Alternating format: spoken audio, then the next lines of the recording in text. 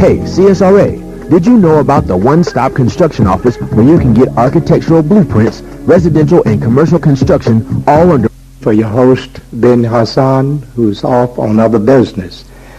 I mentioned earlier that Ben had asked me to come and participate on this program and how reluctant I was to do so, but how can you turn down an offer such as this to come and speak to an audience about your concerns in the community? You don't get this opportunity very often, and I honor this opportunity, and I take it with a lot of respect from Ben giving it to me. Ben has handled this program quite well. I tell him all the time that he does a wonderful job interviewing his guests. Ben has had an array of guests on this program that it's like who's who in Augusta, Georgia. He's had the mayor on. He's had Mr. Lord, Sanford Lord. He's had Mr. Smith, Charles Smith on. He's had organizations around town, the NAACP.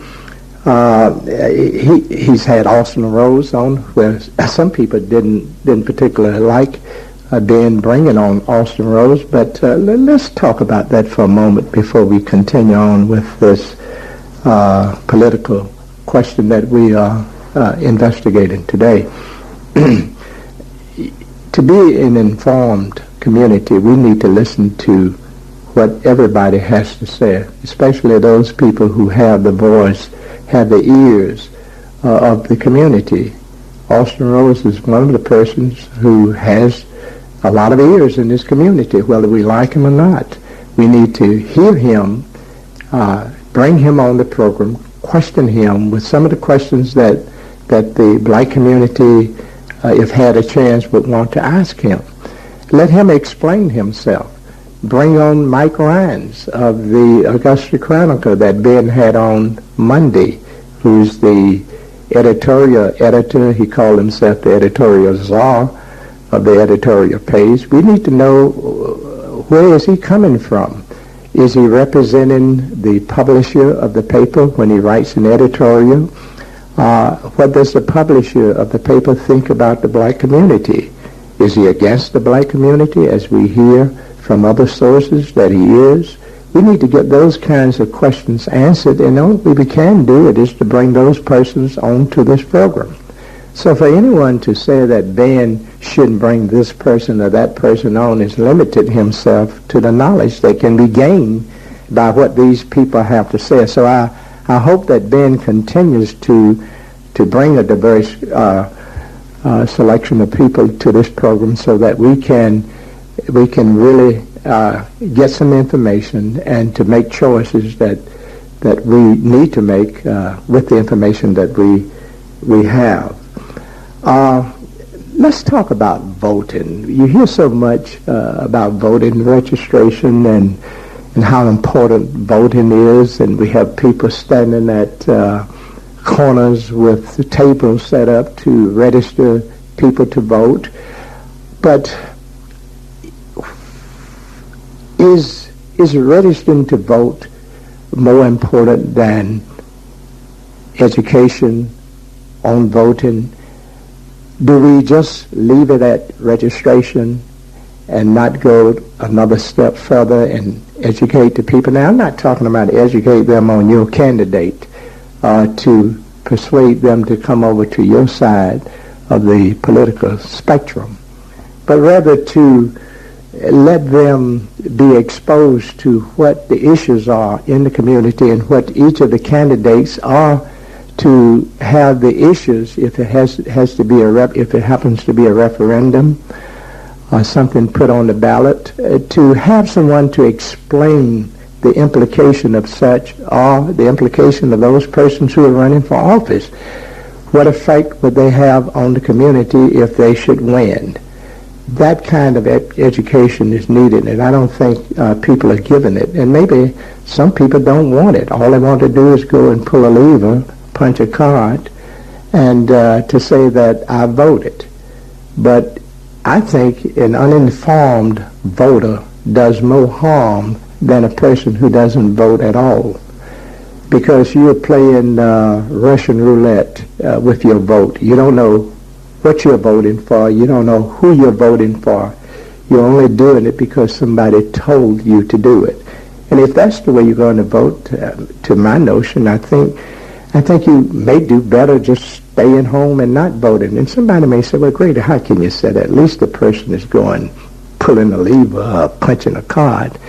But that's ludicrous to me. That's silly to feel that that person has contributed to the community just because he went and voted.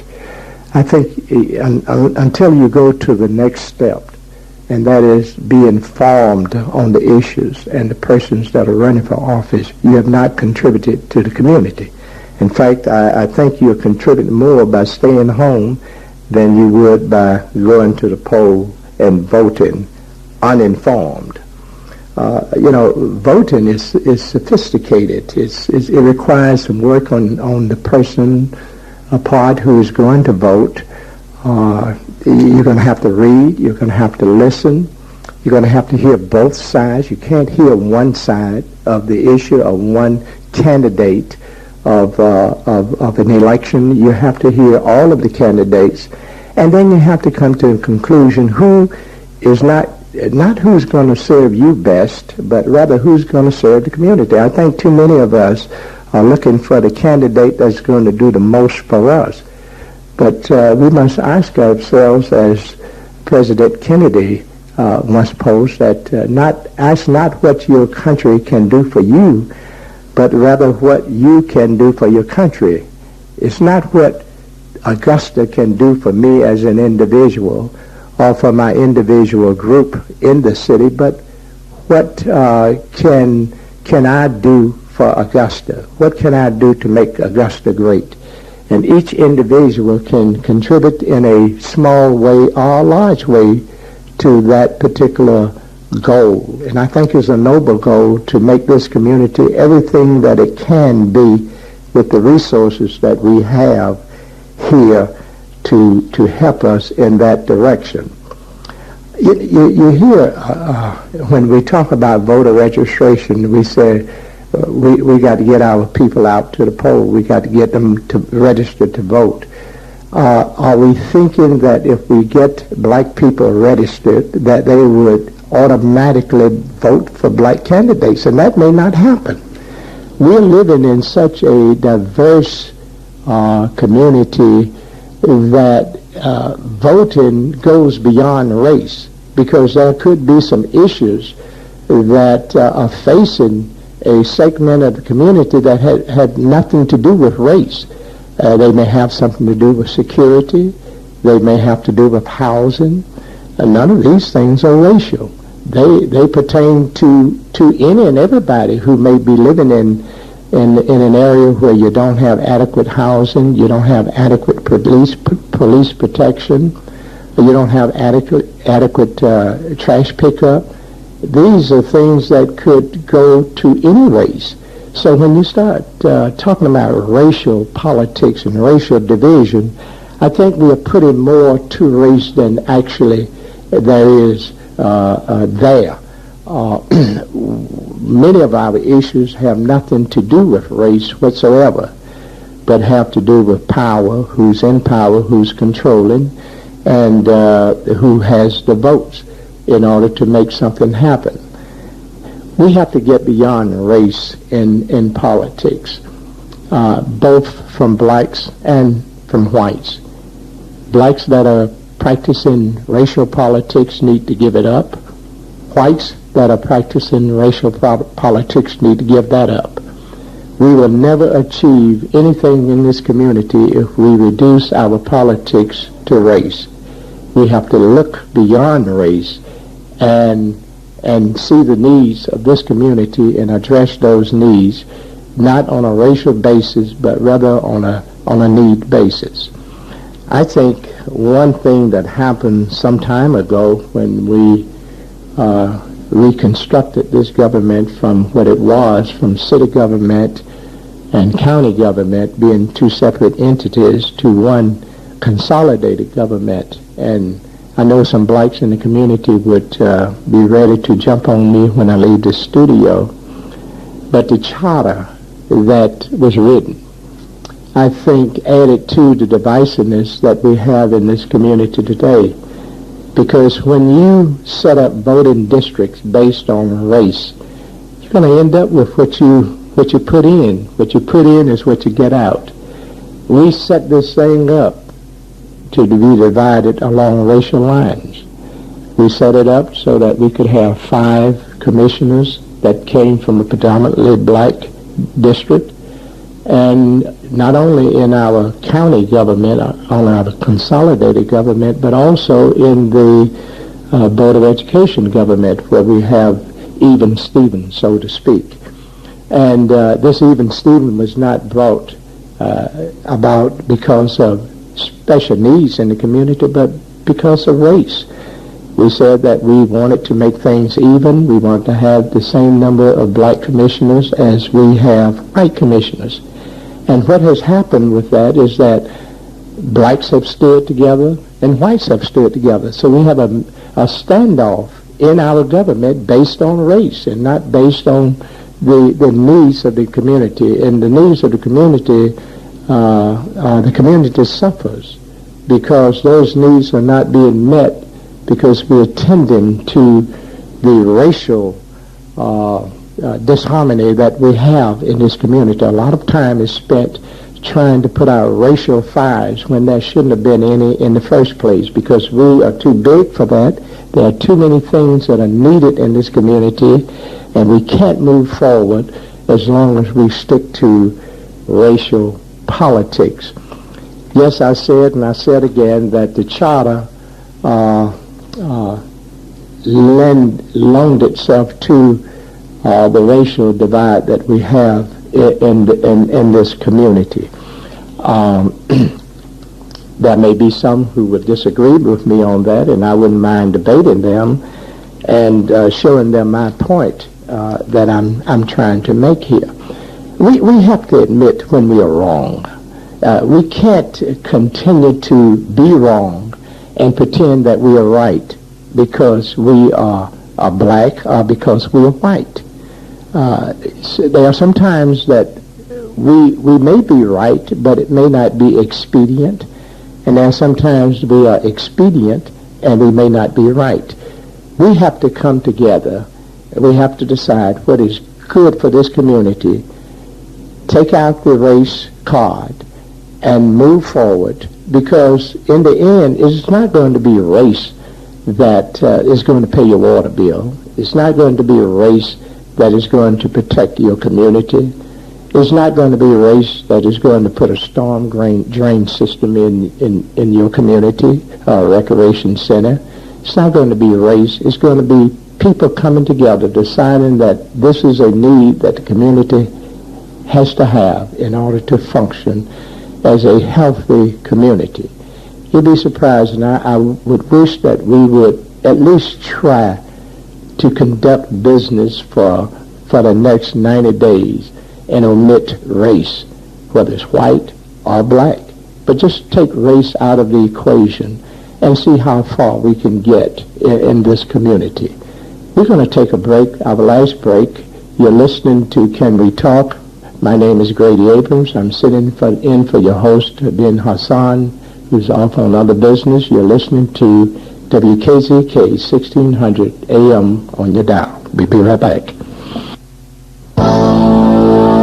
Davis 724-2182. That's our agent floor covering for all your flooring needs. Welcome back to Can We Talk? This is Grady Abrams. I'm sitting in for Ben Hasan, who's off on other business. We're continuing our talk on politics, and I want to pose a question to our audience. We hear so much about we need to elect a black mayor. And I want to ask, will that make much difference if Augusta does have a black mayor? And I want you to really think about it, because if you say Augusta can fare better with a black mayor, then I think what you're saying is that a black mayor can do more for Augusta, can do more for blacks in this community, and also for whites. But can a black mayor survive just attending to the needs of the black community? I don't think so. So if you are successful in electing a black mayor, that black mayor is going to have to attend to the needs of the white community as well if he's going to be a successful mayor. So then the question is, does it matter what color the mayor is so long as the mayor is doing the work of the people? That he's a fair-minded person, that he's a person who is looking out for the needs of the people, not only looking out for the needs, but can get something done, can be effective in the position. I think we can lend to the solving of the racial divide in this community by eliminating such conversations when we are engaging in political discussion. Because what we need to be talking about is we need to elect a person who's going to be good for this community, regardless of whether he's black or white. What I'm trying to say is that we need, and I know it's not going to happen overnight, because we've been tied up into this racial divide for so long that it's difficult to leave alone when we are discussing politics.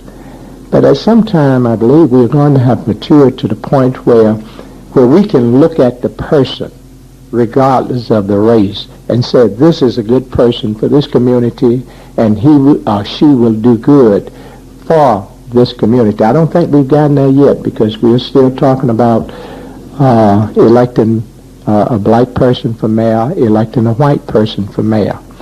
And as long as we continue to say these things, then we are dividing the community and not knowing that we are dividing it.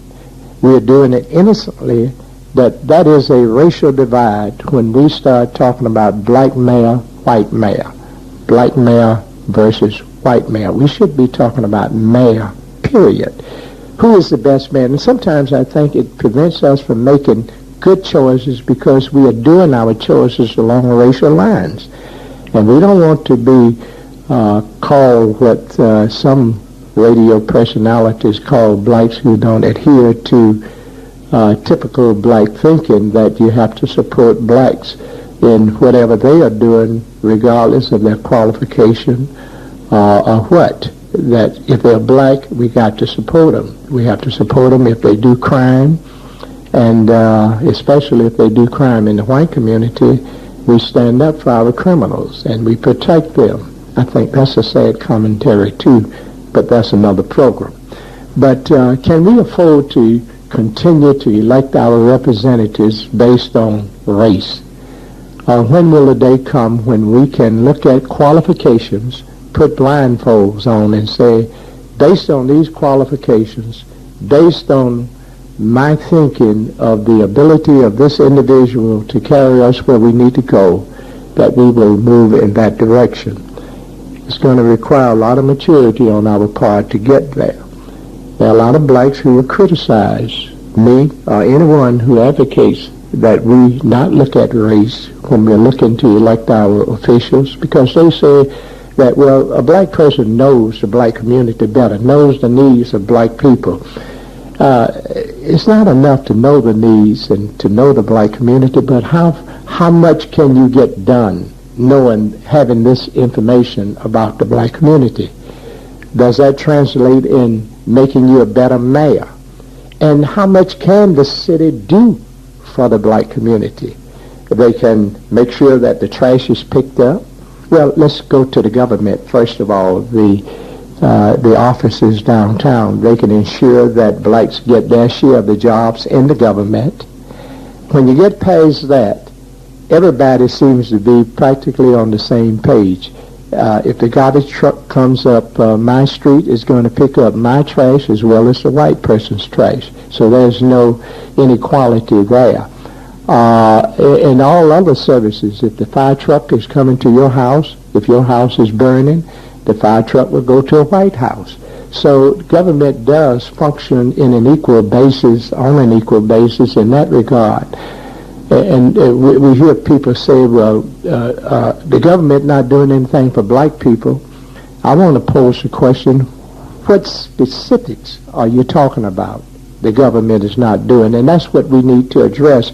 We don't need to leave these vague generalities out there and go off running with them. We need to tie people down. When they say the city's not doing anything for black people, we need to tie the city down to specifics. We need to bring specifics to the table. And only dealing with specifics can you get anything done. The government doesn't deal with generalities. They'll just be running around in circles. So we really need to be more specific when we say that the city is not doing anything for black people. We need to bring those issues to the table. I want to just hit on a couple of things before we close out. It's interesting to note what would happen to this community if everything went on an equal basis. That is, there was no discrimination at all, no race discrimination in this community. Now, some discrimination is legal.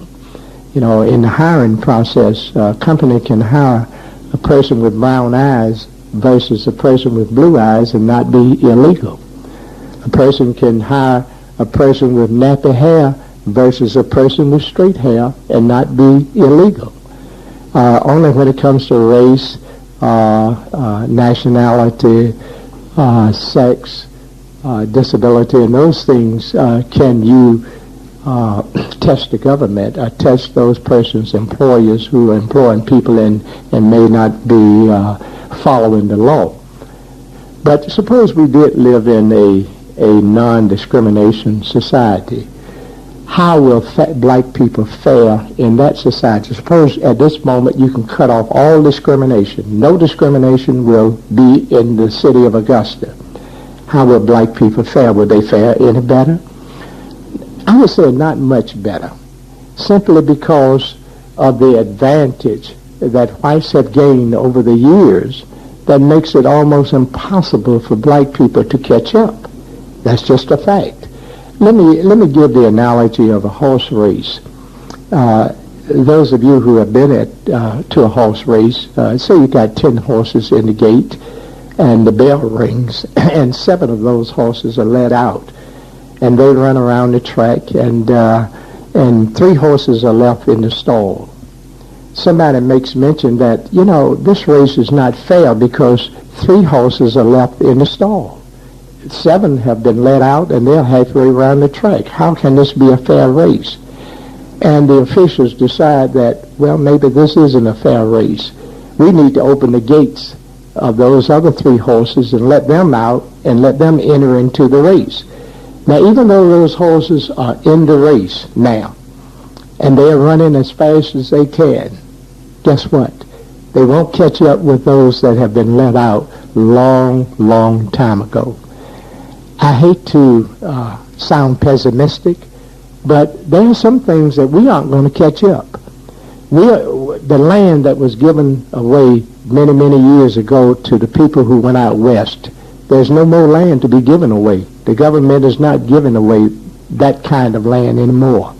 The factories that were built with incentives that the government was giving to these entrepreneurs aren't being given away anymore the way they used to be.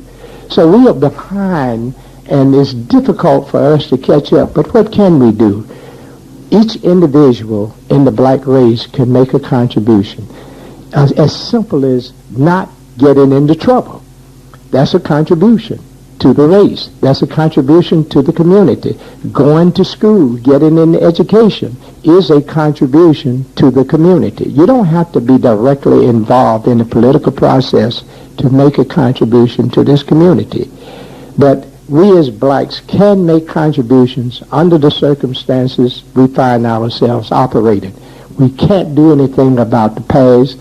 All we can do is take what we have before us today, use it to the best of our knowledge, and move forward. I hope we can do that. I've enjoyed being here today, substituting for Ben.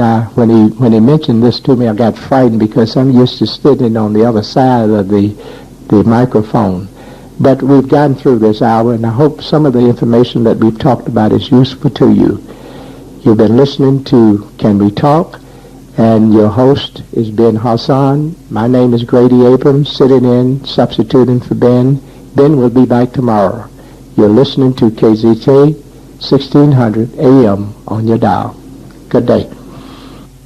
You have been listening to Can We Talk? Can We Talk is sponsored in part by Christopher James. Sanford Lloyd CPA. Call 706-722-6105. A.K. Hasan Veterans Realty. Call 706-394-9889. Barry's Pest Control, Bugbuster. Call 706-631-5556. Ameriprise Financial Services, Charles F. Smith, Financial Advisor. Call 706